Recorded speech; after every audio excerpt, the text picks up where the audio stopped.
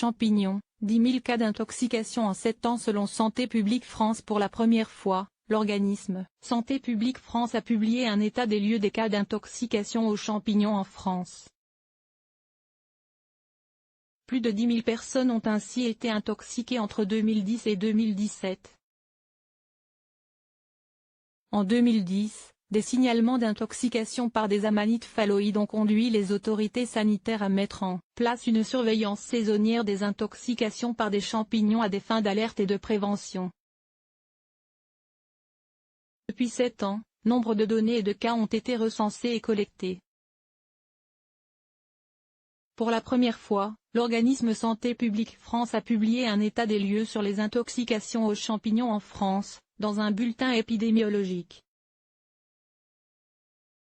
Au total, entre 2010 et 2017, l'organisme a recensé pas moins de 10 625 intoxications, collectives pour la moitié d'entre elles. Sans surprise, c'est le mois d'octobre qui compte le plus grand nombre de cas, puisque la cueillette de champignons y est la plus propice à cette période de l'année. 2 années ont cependant connu un pic mensuel de cas dès le mois d'août. Les personnes intoxiquées avaient de 9 mois à 96 ans, soit 45,3 ans en moyenne, et 3,3% d'entre elles avaient moins de 5 ans. Parmi les symptômes rapportés, un ou plusieurs signes digestifs, vomissements, diarrhée, douleurs abdominales, suivis de signes généraux ou neurologiques ont été rapportés chez plus de 90% des personnes intoxiquées, rapporte Santé publique France. De 11 à 44 cas graves et 0 à 5 décès ont été identifiés chaque année, médiane, 30,5 cas graves et 3 décès par an. Les décès étaient dus à des syndromes phalloïdiens, 68,2%, dus à des amanites phalloïdes, ou sudoriens, 31,8%, dus à des clitocibes ou des inocibes, ajoute l'organisme de toxicovigilance.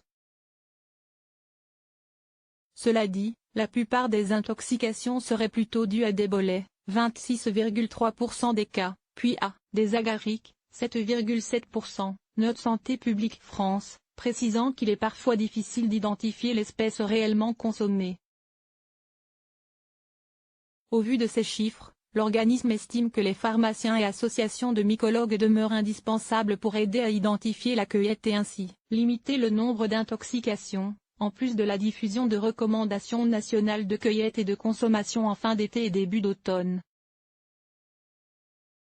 Outre le fait de faire examiner ces champignons par des spécialistes après cueillette, il est recommandé de ne pas les consommer crus, de les consommer rapidement, de ne pas en faire goûter aux jeunes enfants et de photographier sa cueillette avant cuisson, pour faciliter la prise en charge en cas d'intoxication. Source: Santé publique France.